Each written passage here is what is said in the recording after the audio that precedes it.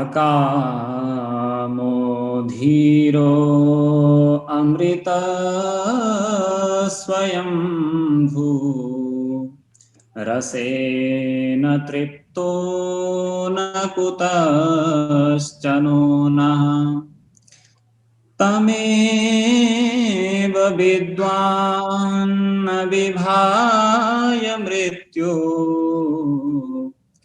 आत्मानं धीरम् अजरं युवानम् आत्मानं धीरम् अजरं युवानम्।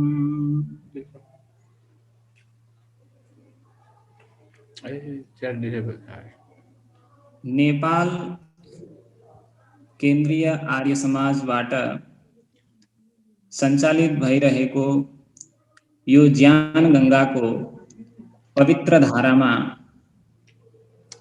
स्नान गर्ने आज मैले पनि अवसर प्राप्त गरेँ र यो कार्यक्रममा सम्मिलित हुने नेपाल केन्द्रीय आर्य समाजका सबै पदाधिकारी गणहरू एवं देश विदेशबाट यस कार्यक्रममा सम्मिलित भई पवित्र ज्ञान गंगाको धारामा स्नान गरेर आफ्नो शरीर आत्मा र अन्तःकरणलाई पवित्र गर्नको लागि यहाँ उपस्थित हुनुभएका सबै धर्मप्रेमी श्रोतृवृन्द,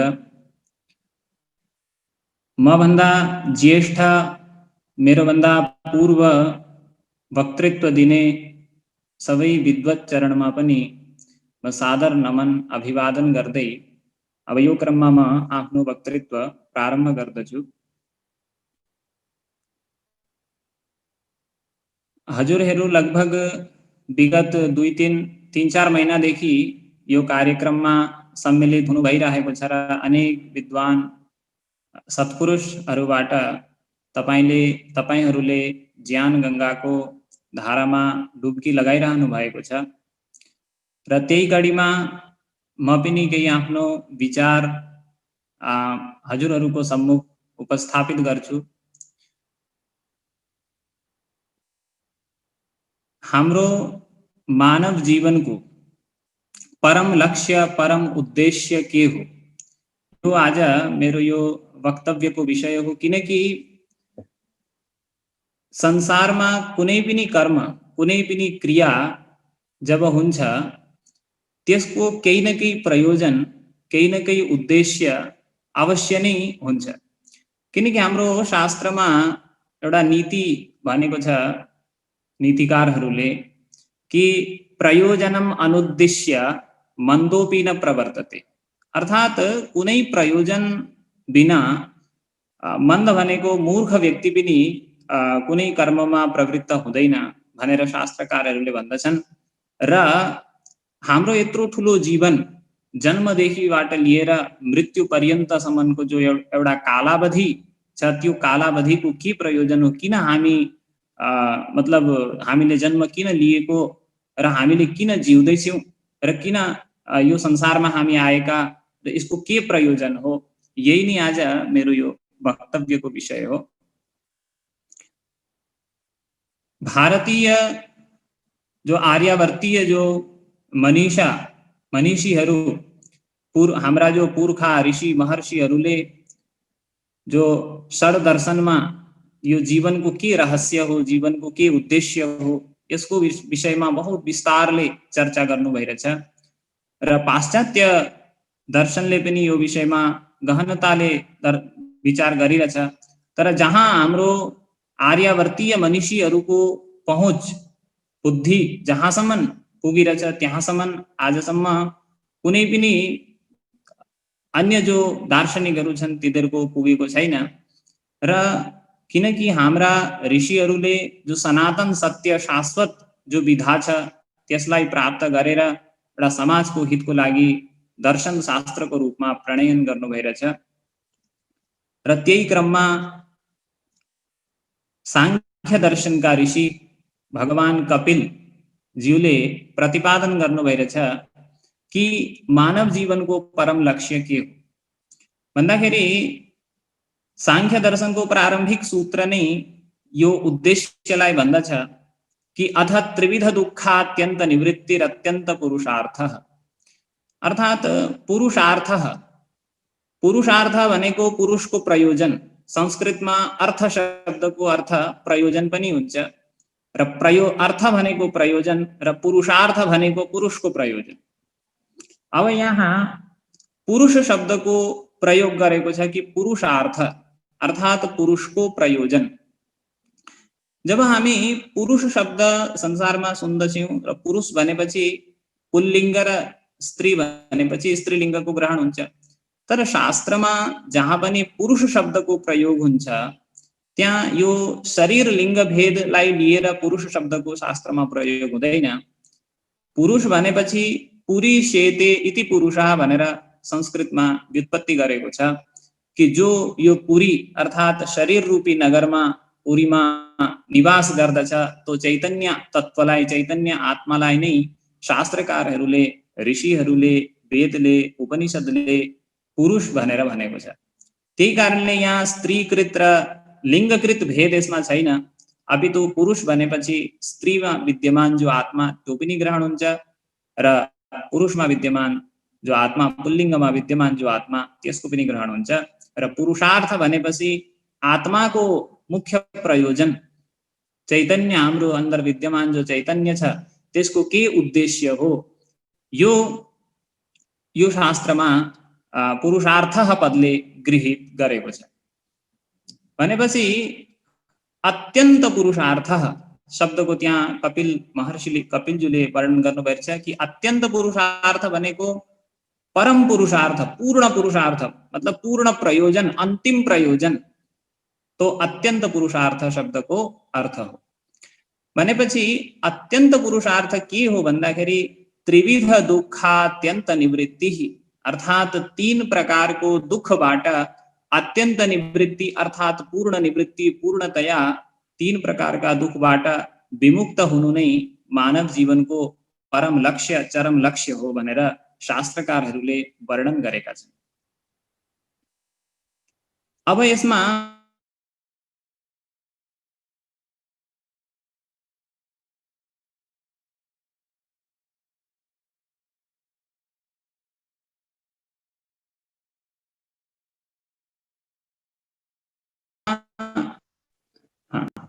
एउटा आधिदैविक दुःख, एउटा आधिभौतिक र एउटा आध्यात्मिक, यी 3 प्रकारका दुःख शास्त्रमा वर्णित भएका छन्। त्यसमा आधिदैविक दुःख भनेको देवताहरूबाट, देवहरूबाट प्राप्त हुने जो दुःख हुन्छन्, जो कष्ट हुन्छन्, जो पीडा व्यथा हुन्छन्, तिनीहरूलाई आधिदैविक दुःख भनेर शास्त्रमा भनेको छ। जस्तै कि सूर्यबाट, चन्द्रबाट, बिजुलीबाट, हवा वायुबाट हुने जो कष्ट हुन्छन्, अर्थात जो देवता, जसलाई कि वेदमा जस्तै सूर्यलाई वेदमा देवता भनेर वर्णन गरेको छ। सूर्य आत्मा जगतस्तस्थुषश्च, अर्थात सूर्य यो जगतको आत्मा हो, यो जगतको स्थावर जगतको र चेतन जगतको, सम्पूर्ण जगतको सूर्य नै आत्मा हो भनेर यजुर्वेदमा वर्णन गरेको छ। र यजुर्वेदको उपनिषद ईशोपनिषदको अन्तमा पनि भनेको छ कि योसावादित्ये पुरुषः सोसावहम्, अर्थात जो आदित्यमा पुरुष छ त्यो, अनि त्यहाँबाट जो मेरो अन्तरात्मामा जो पुरुष छ त्यो दोडा एउटै नै हो, अर्थात त्यसमा ऐकात्म्य स्थापित गर्दै अन्तमा यजुर्वेदको उपसंहारमा योसावादित्ये पुरुषः सोसावहम् भनेर, मतलब सूर्यसँग हाम्रो आत्मतत्वको यस्तो तादात्म्य स्थापित गर्ने विचार यजुर्वेदको उपनिषदमा प्रस्तुत गरेको छ। त्यसरी नै त्यही कारणले सूर्य एउटा देवता हुन् र सूर्यको देवताको रूपमा वेदमा अनेक मन्त्र, अनेक वर्णन सूर्यको विषयमा आउँछन्।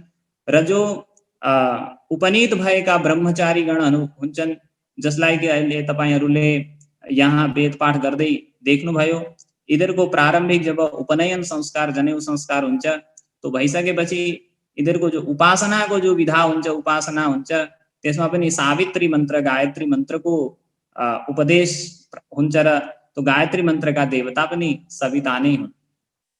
त्यही कारणले सविता देवता। त्यसरी नै अग्नि देवता र ऋग्वेदको प्रारम्भ नै अग्नि देवताबाट हुन्छ। अग्नि देवताको सूक्त अग्निमीडे पुरोहितम यज्ञस्य देव मृत्युजम होतारम रत्नधातमम भनेर प्रारम्भ गरेको छ। अग्निको स्तुति गर्दै ऋग्वेदको प्रारम्भ भएको छ। र त्यसरी यी जो संसारमा जो देवता भनेर जसले पनि हामीलाई केही दिन्छ, जोबाट हामीले केही पाइन्छ, देवो दानाद्वा भनेर द्योतनाद्वा भनेर निरुक्तकारले व्याख्यान गर्नु भइरहेछ। र त्यसरी जो देवता छन् ती देवताबाट प्राप्त हुने जो कष्ट हुन्, पीडा हुन्, हो त्यसलाई यहाँ आधिदैविक दुःख भनेर वर्णन गरिएको छ। अधिक गर्मी हुँदा पनि कष्ट हुन्छ, अधिक सर्दी हुँदा पनि कष्ट हुन्छ, र अधिक हावा चल्दा पनि कष्ट हुन्छ, अथवा कहीँ बिजुली प्रपात भयो, वज्र निर्घोष, वज्र के अरे माथिबाट झरो, त्यस्तो स्थितिमा पनि कष्ट हुन्छ, पीडा हुन्छ। र ती बाह्य भूतमा अथवा भूकम्प आउँदाखेरि जो कष्ट हुन्छ ती सबैलाई नि आधिदैविक कष्ट भनेर शास्त्रमा वर्णन गरेको छ। अच्छा, यो प्रथम भयो। अब अर्को जो कष्ट छ त्यसलाई आधि भौतिक भनेर भन्छ। आधि भौतिक भनेको संसारमा जस्तै भूत भनेको प्राणीलाई भूत भनेर भन्दछ संस्कृतमा। भवन्ति इति भूतानि, जो उत्पन्न भइरहन् जो प्राणीहरू छन्, जस्तै कि जङ्गली पशु पक्षीहरू भए, तीबाट प्राप्त हुने जो कष्ट छ, साँप भए, किडाहरू, ती सबैबाट प्राप्त हुने जो दुःख छन्, कष्ट छन्, त्यसलाई शास्त्रमा आधि भौतिक दुःख भनेर वर्णन गरेको छ। र यी दुई प्रकारका दुःख बाह्य पदार्थबाट प्राप्त हुन्छन् हामीलाई।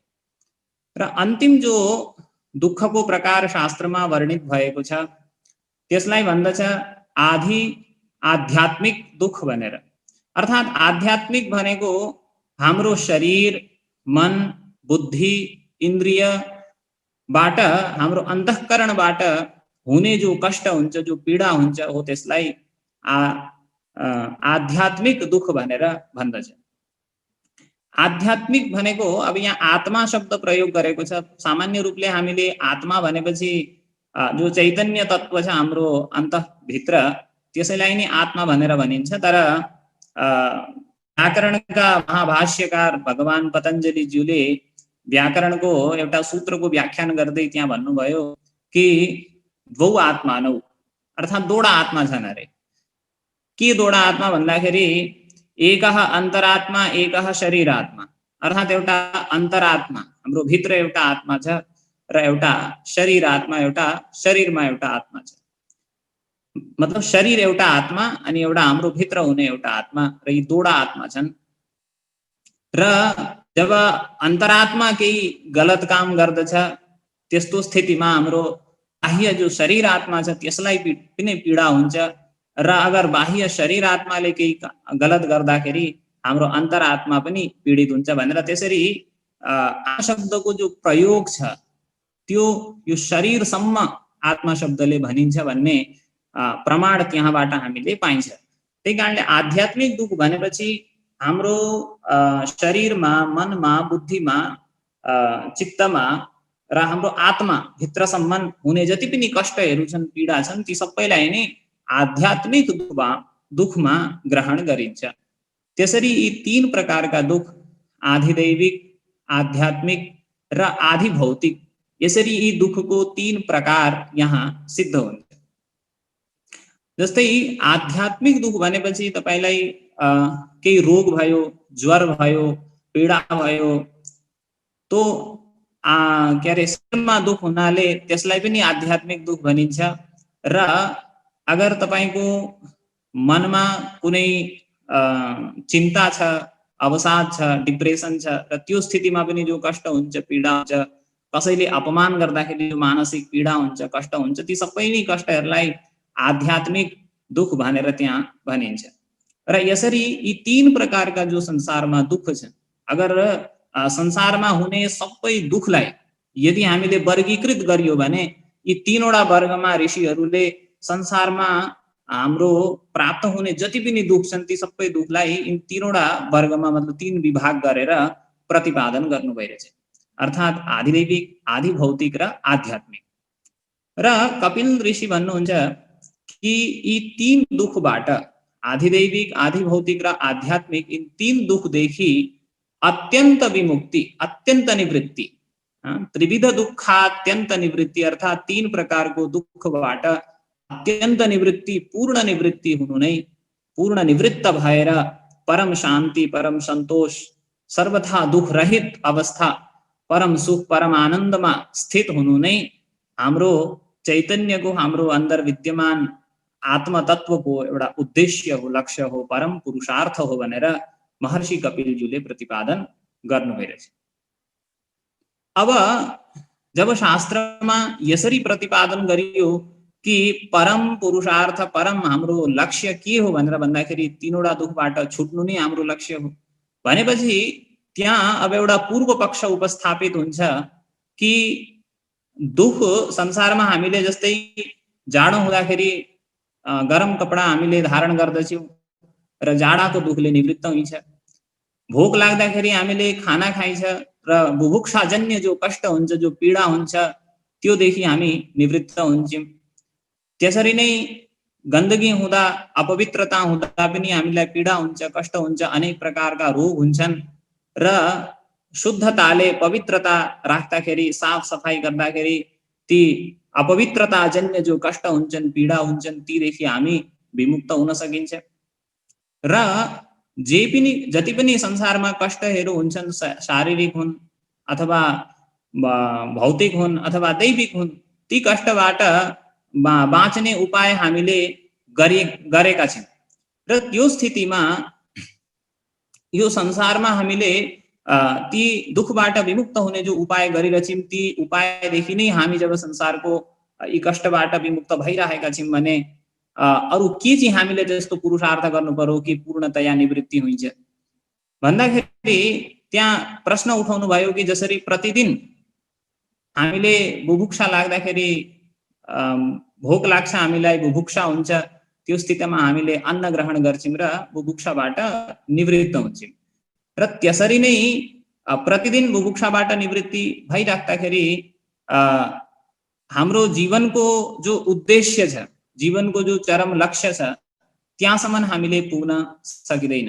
किनकि जसरी आज मलाई भोक लाग्यो, आज बुभुक्षाजन्य जो मलाई पीडा भयो, कष्ट भयो र आज मैले भोजन गरेँ र भोलि फेरि मलाई त्यही पीडा, त्यही कष्ट फेरि हुन्छ, फेरि म भोलि भोजन गर्दछु, फेरि कष्ट हुन्छ भनेपछि यसलाई अत्यन्त निवृत्ति भनेर भनिँदैन। र त्यसरी नै यो संसारमा जति पनि दुख निवृत्तिका साधनहरू छन्, जति पनि भौतिक साधन छन्, जति पनि दैवीय जो साधनहरू छन्, ती साधनबाट सर्वथा पूर्णतया अत्यन्त निवृत्ति हुन सक्दैन। तर हाम्रो अन्तिम जो लक्ष्य हो तो अत्यन्त निवृत्ति, अत्यन्त पुरुषार्थ तो अत्यन्त निवृत्ति हो भनेपछि के चाहिँ हामीले त्यस्तो गर्नुपर्छ, के हाम्रो परम मतलब कर्तव्य हो, के त्यसको उपाय छ कि जसले हामी सर्वथा दुखबाट निवृत्त हुन सक्छौँ। यो विषयमा जो चर्चा हुन्छ, हाम्रो यो दुःख निवृत्तिको जो परम उपाय हो, परम शान्तिको जो उपाय हो, त्यसको विषयमा त्यो श्रृङ्खलामा म भोलि यो विषयमा चर्चा गर्दछु। आजको जो विषय हो हाम्रो कि हाम्रो परम लक्ष्य दुखबाट अत्यन्त निवृत्त हुने र दुखबाट अत्यन्त निवृत्ति हुन नै शास्त्रले त्यसलाई मुक्ति, मोक्ष शब्दले प्रतिपादन गरिरहेछ। अर्थात् मुक्ति भनेको मुक्त हुनु, अर्थात् छुट्नु, कुनै वस्तुदेखि पृथक हुनु। र केदेखि पृथक हुनु भन्दाखेरि दुःखबाट पृथक हुनु नै यहाँ मुक्ति पदले भनेको छ। र त्यही जति पनि मुक्ति वाचक शब्द छन् त्यसमा सबैमा छुट्ने भाव नै विद्यमान छ। जसरी मुक्ति भयो, जसरी मोक्ष शब्द भयो, अपवर्ग शब्द भए, यी सबै शब्दमा कुनै वस्तु पाउने भाव यसमा छैन, अपितु छुट्ने भाव वाचकी शब्द सबै शब्द छन्। र मुक्ति भनेको या मोक्ष भनेको, अपवर्ग भनेको सबै अर्थ एउटै हो कि कुनै यस्तो एउटा वस्तु छ कि जहाँदेखि हामी छुटेर एउटा अर्कैतिर जान चाहन्छौँ र त्यो छुट्ने जहाँबाट हामीले छुट्न खोजिँदैछ त्यो भयो दुःख र तीन प्रकारको दुःखबाट छुटेर मानव परम सिद्धि परम आनन्द परम सन्तोषलाई प्राप्त गर्दछ र कसरी प्राप्त गर्दछ त्यो त भोलि भनिन्छ र त्यो जो प्राप्ति हुन्छ जसलाई मोक्ष भनिएको छ कि त्यो मोक्ष मा कस्तो अनुभूति हुन्छ र त्यो मोक्ष पदमा पुगेपछि कस्तो स्थिति हुन्छ र त्यो मोक्ष पाउनमा कस्तो पुरुषार्थ हुन्छ भन्दाखेरि त्यहाँका उपनिषदका ऋषिले त्यहाँ प्रतिपादन गर्नुहुन्छ मुण्डक उपनिषदका ऋषिले कि न तत्र सूर्यो भाति न चन्द्र तारकम अर्थात् त्यो परमात्मामा जब मनुष्य मुक्तिमा प्राप्त हुन्छ मुक्तिमा पुग्दछ र त्यो स्थितिमा न तत्र चन्द्रो न तत्र सूर्यो भाति न चन्द्र तारकम अर्थात् त्यहाँ न सूर्यको प्रकाश हुन्छ न चन्द्र तारकम न चन्द्र हुन्छ न तारा हुन्छ नेमा विद्युतो भान्ति कुतो यमग्नि अर्थात् न त्यहाँ यो बिजुली प्रकाशित हुन्छ र न यो अग्नि त्यहाँ विद्यमान हुन्छ तमेव भान्तम अनुभाति सर्वम तस्य भाषा सर्वमिदं विभाति अर्थात् त्यो परमात्मा नै परमात्मा कहिले प्रकाशले त्यहाँ सर्वत्र प्रकाशित हुन्छ र त्यसको स्थितिमा संसारको कुनै पनि अन्य प्रकाश विद्यमान हुँदैन र त्यस्तै वर्णन गर्दै उपनिषदहरूले तो मुक्तिको प्राप्तिको प्रसङ्गको वर्णन गर्दै कि त्यहाँ मुक्तिमा पुगेपछि कस्तो अवस्था हुन्छ भन्दाखेरि त्यहाँ वर्णन गरिरहेछन् कि तम दुर्दर्शम गूढमनुप्रविष्ट अर्थात् त्यस तत्त्वलाई दुर्दर्शम भनेर वर्णन गरेको छ अर्थात् अत्यन्त कठिनताले नि त्यसलाई देख्न सकिन्छ त्यो तत्त्वलाई त्यो परम तत्त्वलाई अत्यन्त कष्टपूर्ण दृष्टिले नै त्यहाँ देख्न सकिन्छ किनकि सामान्य उपायले त्यो तत्त्व प्राप्त नै गर्न सकिँदैन किनकि न तत्र चक्षुर गच्छति न वाग गच्छति न मनो गच्छति भनेर केनोपनिषदका ऋषि भन्नुहुन्छ कि न तत्र चक्षुर गच्छति न त्यहाँ आँखाको पहुँच छ न तत्र मनो गच्छति न त्यहाँ मनको पहुँच छ न त्यहाँ वाणी पुग्दछ न मतलब कुनै पनि इन्द्रियको पहुँच कुनै पनि इन्द्रियको व्याप्ति त्यो तत्त्वसम्म हुन सक्दैन अर्थात् हाम्रा जति पनि पंच ज्ञानेन्द्रिय पंच कर्मेन्द्रिय र एउटा मन यी एकादश इन्द्रिय छन् ती एकादश इन्द्रियबाट त्यो तत्त्व गृहीत हुन सक्दैन त्यही कारणले त्यो तत्त्वलाई अतीन्द्रिय भनेर शास्त्रमा वर्णन गरेको छ र त्यो अतीन्द्रिय तत्त्व प्राप्त गरेपछि मात्रै मानव त्रिविध दुःखबाट विमुक्त हुन सक्छ